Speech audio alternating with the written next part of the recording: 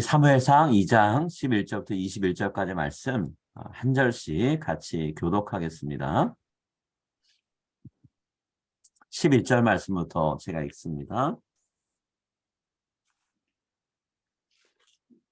엘가나는 라마의 자기 집으로 돌아가고 그 아이는 제사장 엘리 앞에서 여호와를 섬기니라. 엘리의 아들들은 흑신이 나빠 여호와를 알지 못하더라. 그 제사장들이 백성에게 행하는 관습은 이러하니 곧 어떤 사람이 제사를 드리고 그 고기를 삶을 때에 제사장의 사환이 손에 3살 갈고리를 가지고 와서 그것으로 남비에나 솥에나 큰 솥에나 가마에 찔러 넣어서 갈고리에 걸려 나오는 것은 제사장이 자기 집으로 취하되 실로에서 물을 그곳에서 온 이스라엘 사람에게 이같이 할 뿐 아니라. 기름을 태우기 전에도 제사장의 사원이 와서 제사 드리는 사람에게 이르기를 제사장에게 구워드릴 고기를 내라. 그가 내게 삶은 고기를 원하지 아니하고 날 것을 원하신다 하다가 그 사람이 이르기를 반드시 먼저 기름을 태운 후에 내 마음에 원하는 대로 가지라 하면 그가 말하기를 아니라 지금 내게 내라. 그렇지 아니하면 내가 억지로 빼앗으리라 하였으니. 이 소년들의 죄가 여호와 앞에 심히 금은 그들이 여호와의 제사를 멸시함이었더라. 사무엘이 어렸을 때 세마포 에봇을 입고 여호와 앞에서 섬겼더라.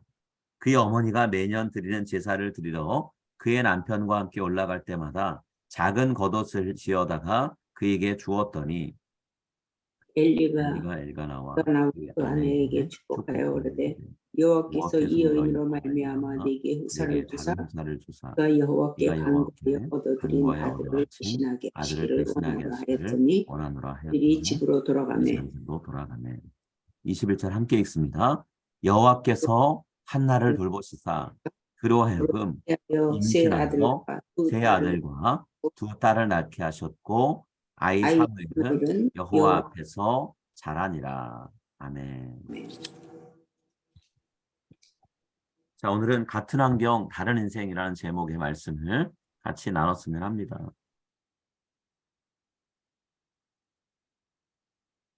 심각한 알코올 중독자인 아버지를 두고 있는 어떤 두 아들이 있었어요. 아버지는 자주 술에 취해서 살아갔고요. 어머니는 그런 아버지 모습 볼 때마다 매번 고함치고 부부싸움이 일어났어요.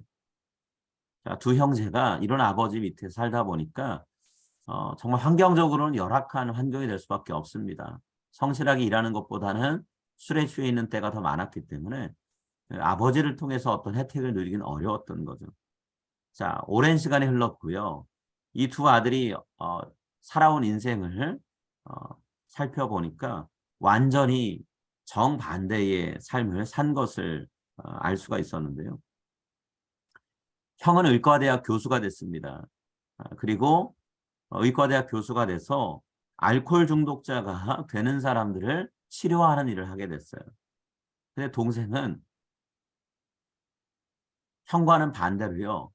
알코올 중독자가 돼서 병원에 입원해 있는 신세가 되었습니다. 자, 두 형제가 자신들이 어떻게 이런 삶을 살게 되었는가 이유를 얘기했는데요. 똑같은 이유를 얘기했어요. 그 똑같은 이유가 뭐였냐면 알코올 중독자인 아버지를 두었기 때문에 내가 이렇게 되었다라고 얘기했다는 거예요. 여러분, 형은 어찌 보면 알코올 중독자인 아버지를 두었다고 하는 비극적인 환경을 교훈으로 삼아서요. 무언가 자신의 미래가 지금과는 다를 수 있도록 희망찬 미래를 위해서 인생을 살았습니다. 동생은요. 내가 처한 환경이 이러하니까 라고 하면서 환경 탓을 하면서 그 환경의 영향력을 벗어나려는 노력을 전혀 하지 않았어요. 그 결과는 같은 환경에서 두 형제가 자랐지만 전혀 다른 인생을 사는 것으로 방향이 바뀌었다라는 거죠. 이와 비슷한 일이 신앙인으로 살아가는 우리한테도 자주 일어나는데요. 환경이 우리의 삶에 영향을 많이 미칩니다. 그렇지만 극복하지 못할 정도로 절대적인 힘을 갖고 있는 환경은 없다는 거예요. 오늘 본문 말씀을 읽어보면 엘리 제사장의 지도를 받으면서 자랐던 세 명의 이야기가 나옵니다.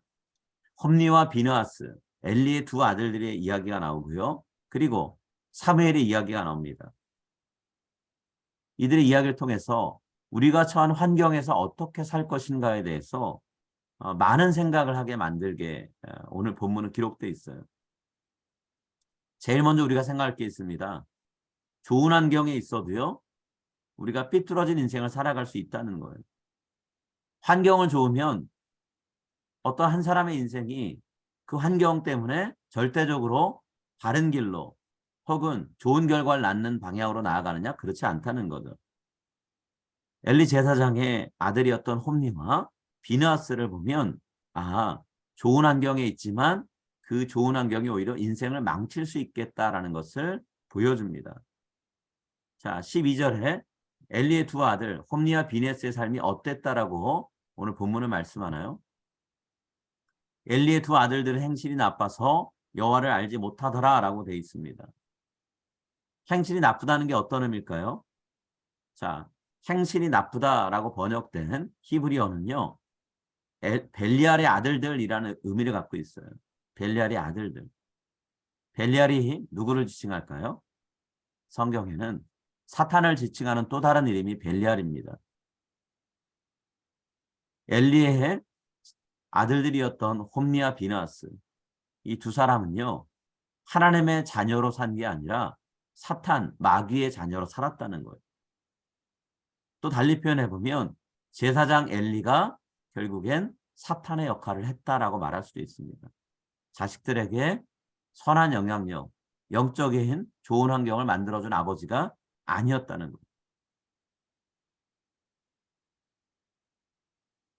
자, 이들은 하나님을 알지 못했다라고 되어 있죠. 하나님을 알지 못했다는 것이 무슨 뜻일까요? 하나님과의 만남을 갖지 못하고 살았다는 거예요. 하나님이 누구이신지를 전혀 몰랐다는 거죠. 하나님이 그들에게 두려운 분으로 다가오지 않았다는 거예요.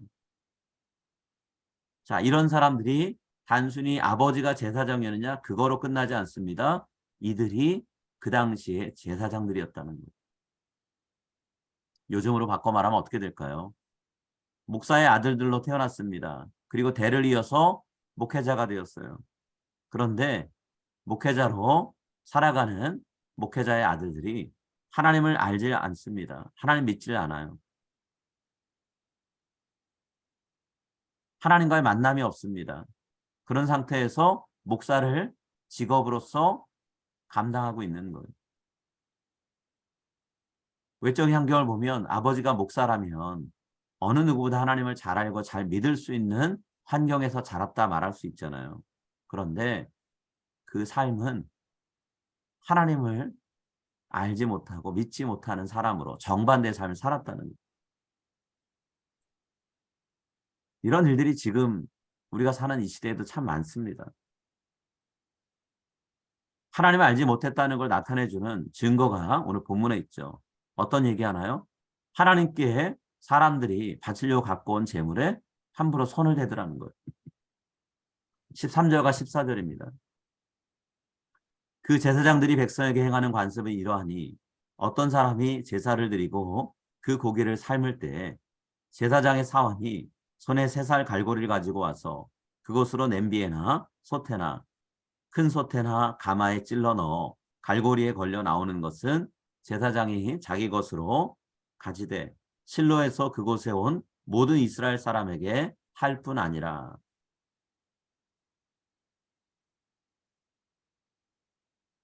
자, 제사장이었던 엘리의 두 아들이요, 사람들을 시켜서 이스라엘 백성들이 하나님께 가져온 고기를 자기들 마음대로 가져오게 했다는 거예요. 자, 13절에 그 제사장들이 백성에게 행한 관습이 이러다 그랬습니다. 이게 무슨 말일까요? 한두 번 이런 일 벌인 게 아니라는 거예요. 항상 그랬다는 거예요. 여러분, 지금 이 사람들이 하고 있는 거요, 하나님이 명령하신 율법을 어기는 행동입니다. 하나님은 율법을 통해서 재물 중에서 제사장들이 가질 수 있는 부위가 있고 제사장들이 가지면 안 되는, 하나님께 태워서 올려드려야 되는 부위가 있다라고 분명히 말씀하셨어요. 모든 고기를 제사장들이 다 가질 수 있는 게 아니었다는 거죠.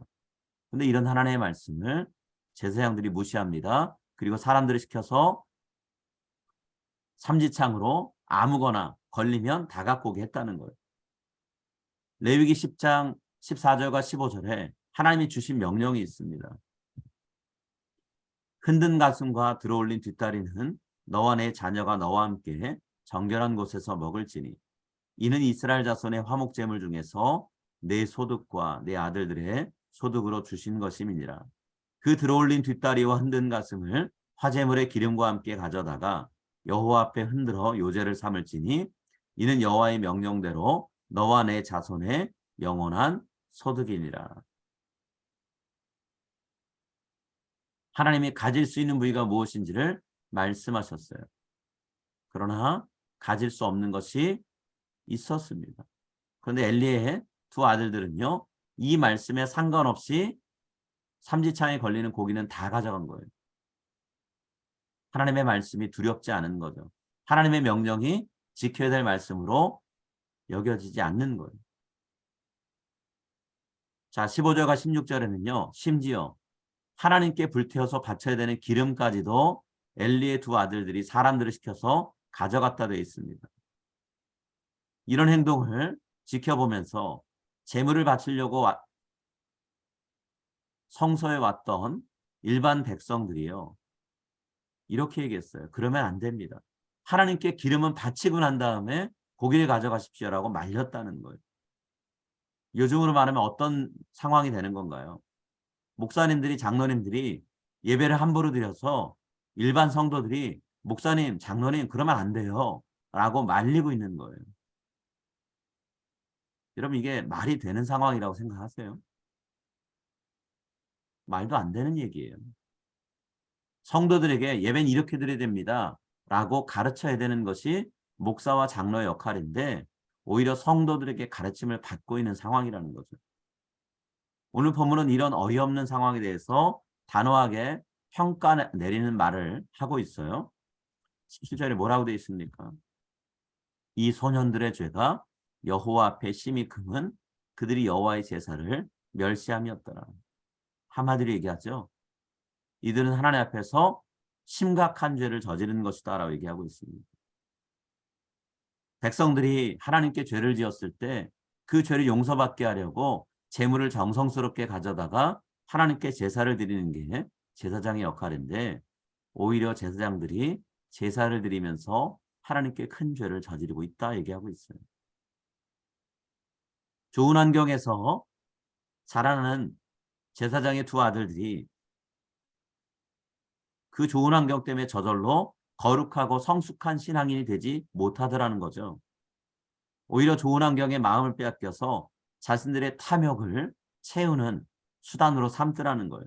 그래서 결과적으로 남들보다 제사장이 아닌 일반 백성보다도 더 못한 삶을 사는 타락한 존재가 되더라는 거죠. 이런 일은 우리가 사는 시대에도 곳곳에 일어납니다.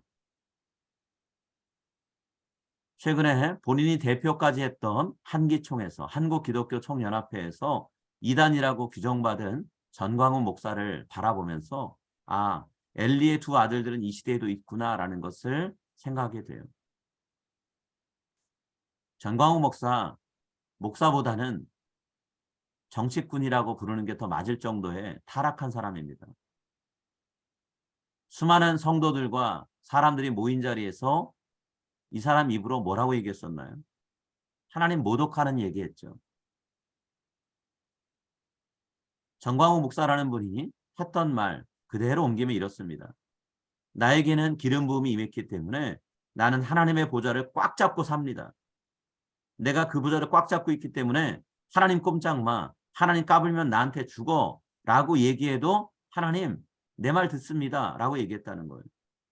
여러분, 이게 목사가 할 말인가요? 엘리의 두 아들들이 하나님을 두려워하지 않고 하나님 몰랐다고 했는데 목사라는 이름을 갖고 있는 사람 하나님 모릅니다. 하나님의 이름을 함부로 멸시하고 부르면 하나님이 가만히 두지 않는다 말씀하셨는데 오히려 본인이 하나님을 가만히 두지 않는다라고 얘기합니다. 하나님보다 위에 있다는 거잖아요. 이런 사람을 목사라고 인정하고 아멘으로 화답하고 따르는 사람들은 또 뭘까요? 목회자는 어느 누구보다 하나님 말씀을 가까이 할 수 있는 좋은 환경에 있죠.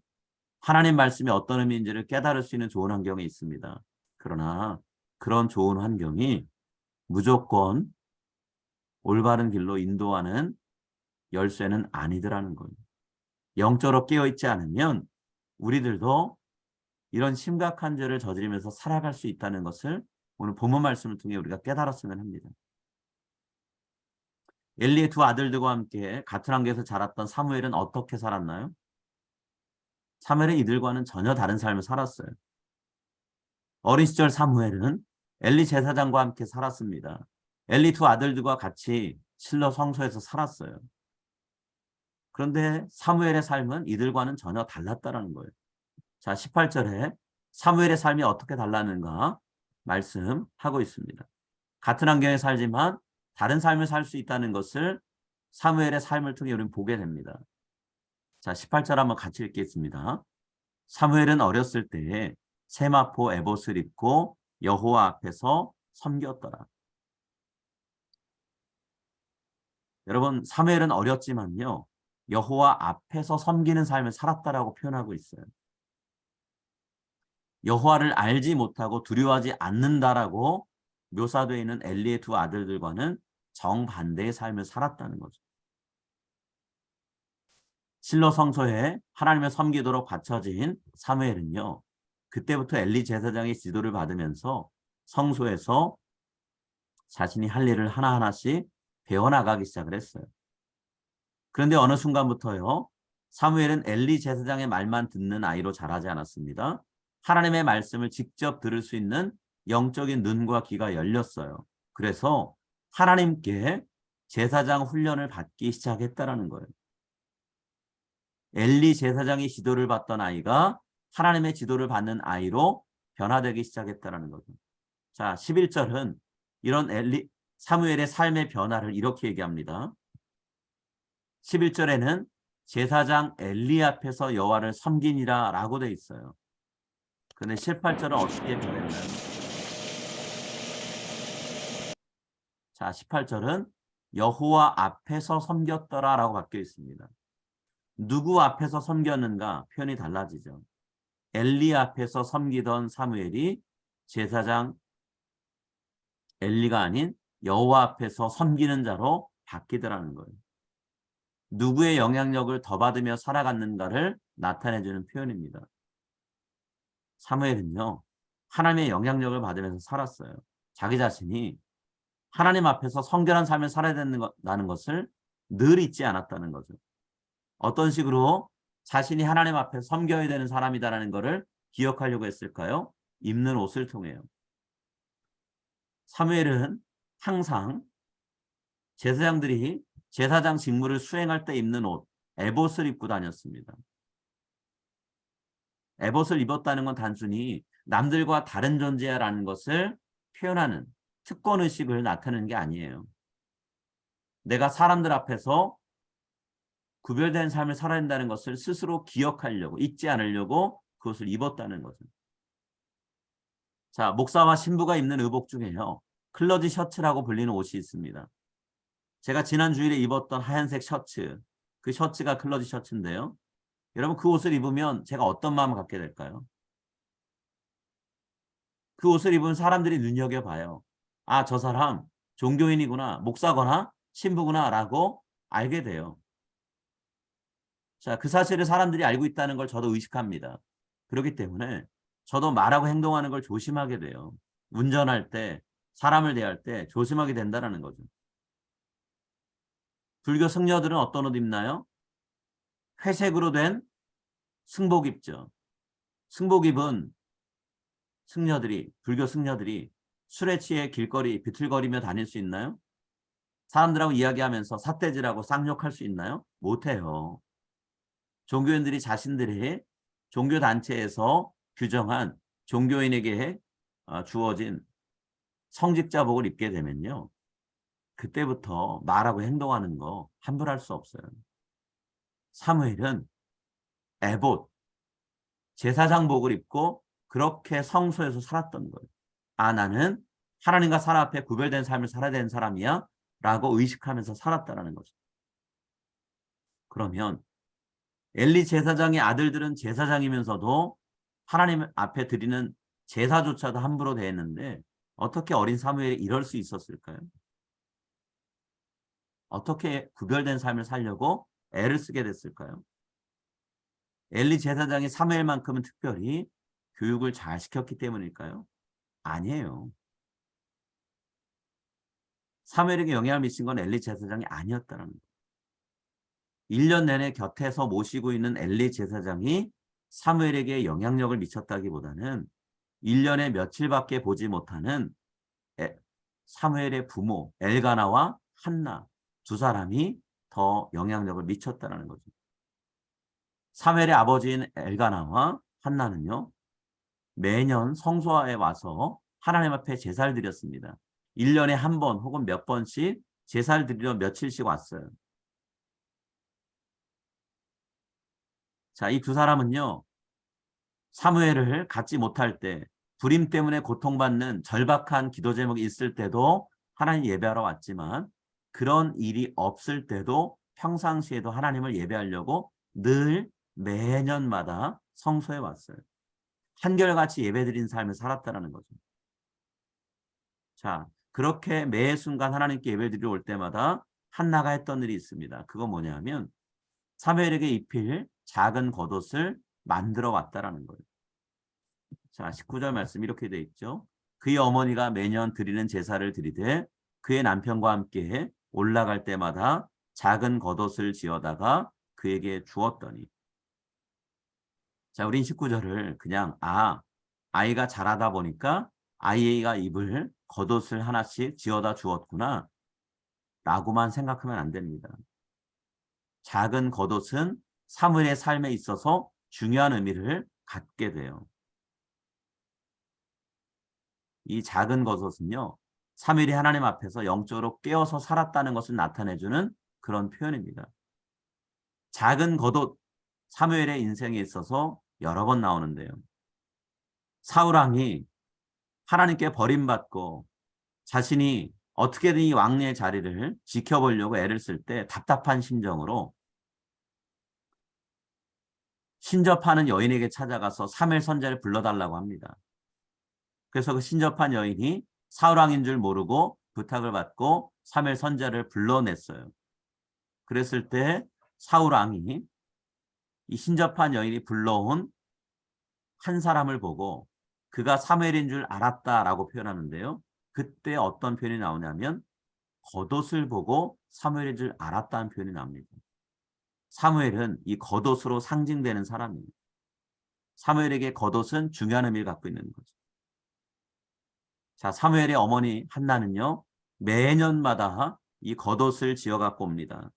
지금이야 공장에서 옷을 찍어내기 때문에 우린 편하게 마트에 가서 옷을 살 수 있지만 이 당시에는 그렇게 옷을 공장에서 얻어올 수 없죠. 직접 지어야지만 돼요. 옷을 만들 수 있는 옷감도 만들어야 되고요. 실을 짜야 되고요.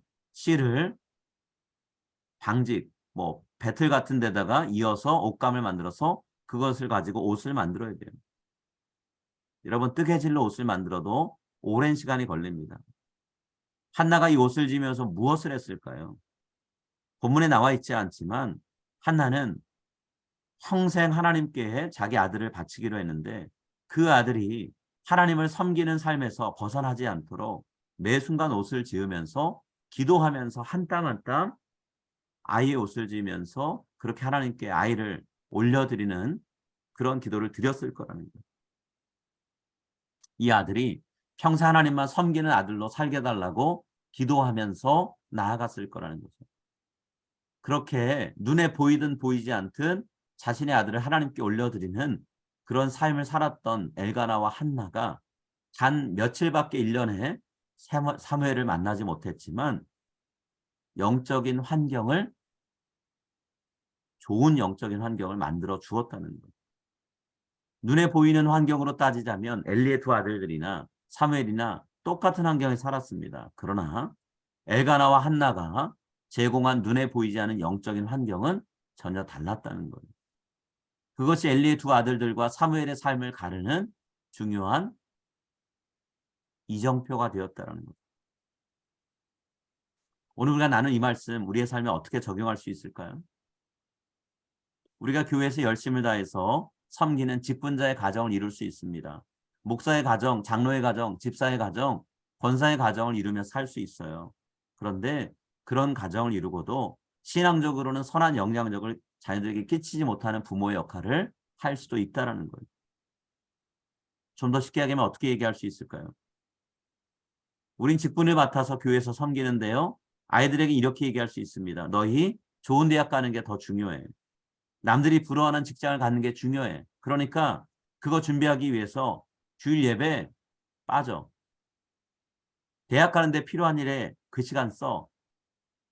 라고 이야기한다면 우리는 아이들한테 뭘 가르치는 걸까요? 하나님을 두려워하고 하나님의 말씀을 알고 하나님을 섬기는 게 그리 중요한 게 아니라고 말하고 있는 거라는 거예요. 지금 이런 일을 우리는 우리 가정에서 하고 있거나 해왔을 수 있다는 거예요. 여러 가지 다양한 이유로 우리 아이들이 유년부 예배를, 중고등부 예배를 빠집니다. 빠지는 이유들을 살펴보면 다 대학과 관련된 일이에요. 대학을 가는데 아이들이 본인들의 이력서 같은 그런 에세이에 쓸 말을 내세우기 위해서 그런 것들을 한다는 거죠. 그래서 주일 예배를 빠지는 경우가 너무 많아요. 아이들에게 우리는 메시지를 던져줍니다. 대학을 진학하는 것이, 좋은 직장을 갖는 것이 하나님을 예배하고 섬기는 것보다 더 중요하다라고 우리는 아이들에게 말하고 있는 거예요. 엘리 제사장의 자식들을 영적으로 제대로 인도하지 못했던 그 일을 우리가 사는 이 시대에 우리 방식으로 하고 있다는 거죠. 여러분, 우리는 스스로에게 질문해 봐야 됩니다. 하나님 앞에서 큰 죄를 저지를 아이들로, 하나님을 두려워하기보다 하나님을 알지 못하는 아이로 길러냈던 엘리 제사장의 교육 방식을 우리가 따르고 있지는 않느냐라는 거예요. 혹은 반대로요. 엘가나와 한나처럼 제사장 가문 아니고 일반 성도의 가정이라 하더라도 우리 자녀들을 사무엘처럼 하나님 앞에서 신실하게 섬기는, 늘 자신이 하나님의 백성이고 하나님을 섬겨야 되는 구별된 사람, 거룩한 사람으로 살아야 되는 성도란 사실을 잊지 않도록 스스로 자신을 조심하는 아이들로 길러내는, 영적으로 깨어있는 부모의 역할을, 그런 사람의 삶을 우리가 살아가고 있는가 돌아봐야 된다는 거예요. 남들처럼 좋은 환경에서 아이들을 길러서 아이들이 남부러워하는 대학을 가고 좋은 직장 얻어서 편하게 살게 하겠다라고 하다가 아이들의 미래를, 아이들의 삶을, 아이들의 신앙을 망쳐놓고 있지는 않은지 우리가 돌아봐야 된다는 거예요.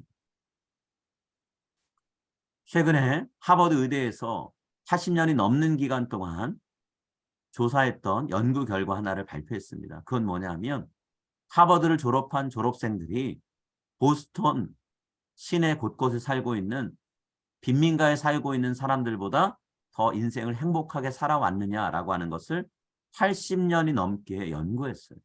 결론 내렸습니다. 결론이 어땠을까요? 하버드를 졸업한 사람들이 보스턴 빈민가에 사는 사람들보다 더 행복하지 않다라는 거예요. 하버드를 졸업했으니 좋은 직장 얻었겠죠. 많은 돈을 벌 수 있겠죠. 남들이 부러워하고 존경할 만한 직장을 얻을 수 있었겠죠. 그런데 그들의 삶은 오히려 더 불행하더라는 거예요. 우리가 아이들을 위해서 너희들만큼은 이 미국 땅에서 좋은 환경에서 남부럽지 않은 그런 삶을 살아라 라고 우리가 가르치며 살아간다면 그 아이들의 인생이 행복할까라고 했을 때 아니라는 거예요. 이미 성경은 그 이야기를 하고 있습니다. 하나님 앞에서 올바로 살지 않으면 우리의 삶, 우리 아이들의 삶은 망쳐진다는 거죠. 여러분, 같은 환경에서 다른 인생을 살게 만들 수 있습니다. 어떤 부모가 되시겠어요? 어떤 신앙의 선배가 되시겠습니까? 우리 아이들이 하나님을 두려워함으로 하나님이 이끄시고 인도하시는 삶을 살도록 인도해야 되지 않겠어요? 오늘 말씀을 가슴에 새겼으면 합니다. 나는 자식들의 인생을 망치는 엘리 제사장의 길을 갈 것인가? 아니면 하나님께 온전히 내 자녀를 드리고 내 자녀가 하나님 앞에서 온전히 하나님을 섬기는 사람, 하나님이 책임지시고 복 주시는 사람의 삶을 살도록 이끄는 엘가나와 한나 같은 삶을 살 것인가? 바라기는 오늘 이 자리에 참석한 모든 분들이요, 엘리 제사장의 길이 아닌 엘가나와 한나의 길을 걸어가는, 자식들의 인생을 하나님께 바칠 수 있는, 하나님이 책임질 수 있는 인생을 살도록 하나님께 내어드리는 그런 삶을 사는 여러분 모두, 저와 여러분이 다 될 수 있기를 간절히 바라고 소망합니다. 우리 함께 같이 기도하겠습니다.